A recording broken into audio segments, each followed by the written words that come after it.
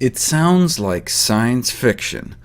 A bacteria in a vial of dirt taken from a mysterious island, creating a compound that prolongs life. And not in the traditional medical sense. Thanks to advances in modern medicine, we are living longer, but we're doing it by lengthening the morbidity phase. In other words, we live longer but sicker lives. We used to die here, but thanks to medical intervention, we now die here. So traditional medicine increases the number of old people in bad health. Ideally, though, we'd expand lifespan by slowing aging to delay the onset of deterioration. And that's what this appears to do. They called it rapamycin, named after Easter Island, known locally as Rapa Nui. It inhibits an enzyme they called TOR, which stands for target of rapamycin, which may be a master determinant of lifespan and aging. The action of TOR has been described as the engine of a speeding car without brakes. Rather than thinking of aging as slowly rusting, a better analogy may be a speeding car that enters the low-speed zone of adulthood and damages itself because it does not and cannot slow down. Why don't living organisms have brakes?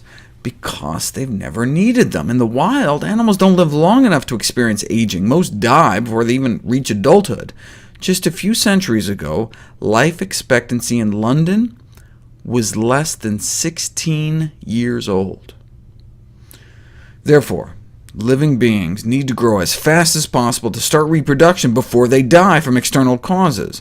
The best evolutionary strategy may be to run at full speed, but once we pass the finish line, once we win the race to pass on our genes, we're still careening forward at an unsustainable pace.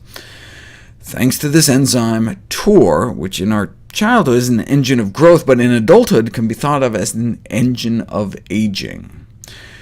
Nature simply selects for the brightest flame, which in turn casts the darkest shadow. Sometimes, though, in our youth, our bodies need to turn down the heat. When we were evolving, there were no grocery stores. Periodic famine was the norm, and so sometimes even young people had to slow, or they might never even make it to reproductive age. So we did evolve one braking mechanism. The way caloric restriction extends lifespan appears to be mainly through the inhibition of TOR. When food is abundant, TOR activity goes up, prompting the cells in our body to divide. When TOR detects that food is scarce, it shifts the body into conservation mode, slowing down cell division, and kicks in a process called autophagy, from the Greek auto, meaning self, phagy, meaning to eat, autophagy, meaning eating oneself. Our body realizes there isn't much food around and starts rummaging through our cells looking for anything we don't need. Defective proteins, malfunctioning mitochondria, stuff that isn't working anymore, and our body cleans house, clears out all the junk, and recycles it into fuel or new building materials, renewing our cells. So caloric restriction has been heralded as a fountain of youth.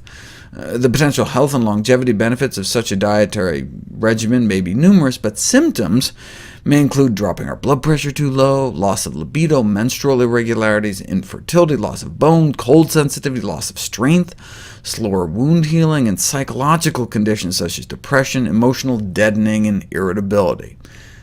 And you walk around starving all the time. There's got to be a better way, which I'll cover in my next video.